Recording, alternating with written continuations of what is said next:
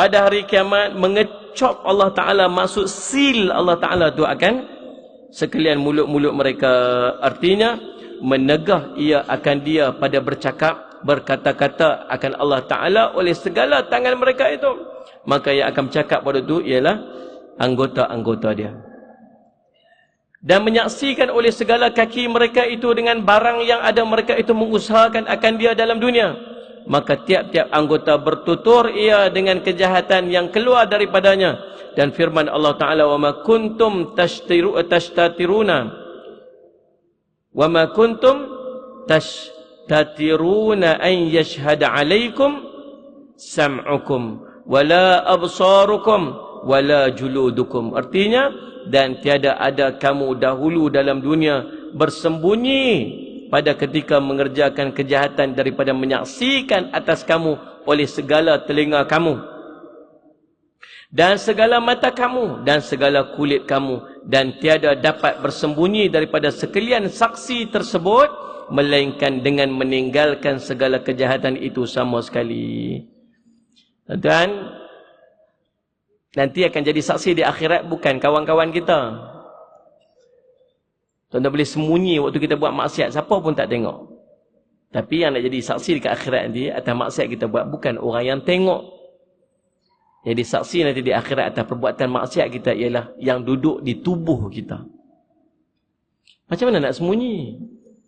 Waktu tu sil mulut suruh cakap bohong. Tak betul, saya tak buat. Tangan kata, ya Allah saya yang pegang. Allah saya yang tengok, mata kata. Ya Allah, kaki kata, ya Allah saya yang berjalan pergi, saya jadi saksi.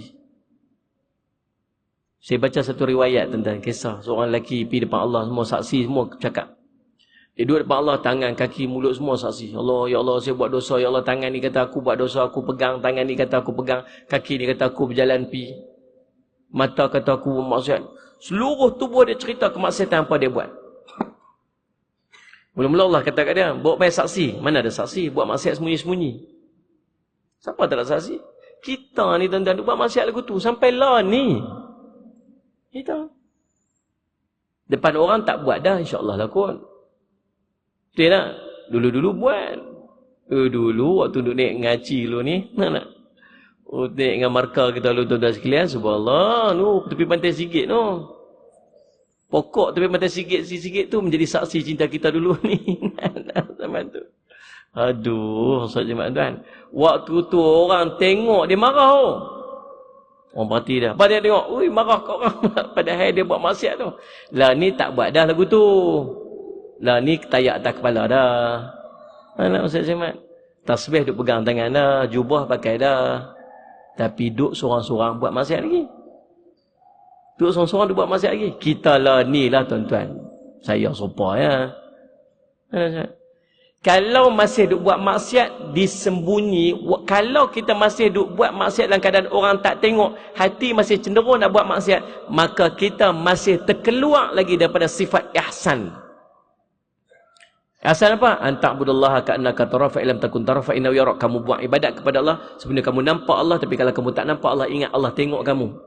Maka sifat ihsan ni kata dua peringkat kata ulama. Yang pertamanya musyahadah, yang kedua muraqabah. Musyahadah dia seolah nampak Allah depan dia.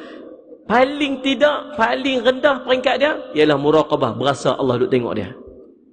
Sama lah kehidupan kita.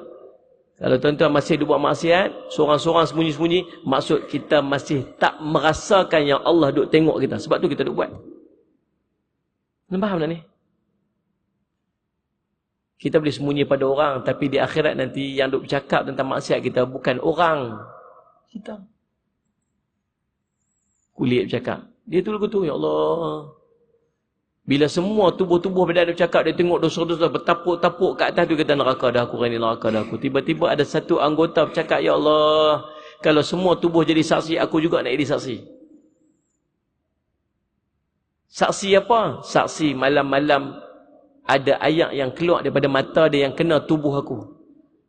Walau dia buat maksiat, tapi dia menyesali atas maksiat yang dia buat. Dia menangis sebab bertaubat kepada kamu. Tidakkah kau telah menjanjikan orang yang menangis keluar ayat mata kerana takutkan engkau itu akan menyebabkan padam api neraka apa semua? Betul. Siapa kamu tu? Bulu mata. Bulu mata pun akan jadi saksi nanti di yaumul qiyamah. Tuan-tuan maksud saya. Kita bulu mata pun tak boleh nak jadi saksi. Pasal apa? Tak pernah teriak. Kerah hati. Siapa pi hari tu waktu ziarah Ustaz Murtada, kalau tak menangis, tak tahu. Kerah lah. Macam tu punya Allah bagi kat dia, tak berasa apa. Tak tahu. Kerahnya hati kita ni. Tuan-tuan maksud saya. Sampai dia kata apa? Allah sebut Ustaz Syamad, dia kata apa? Kalau semua dah jadi saksi, macam mana kamu nak buat maksiat? Bila semua dah jadi saksi, macam mana kamu nak buat maksiat? Melainkan cara dia ialah kamu meninggalkan maksiat. Tu je jalannya. Sebab kita tak akan mampu untuk berpisah dengan saksi-saksi kita tu. Di mana nak buat maksiat, nak tinggal kulit? Tak boleh. Nak tinggal tangan, tinggal kaki, tak boleh. Sebab ni saksi utama ni.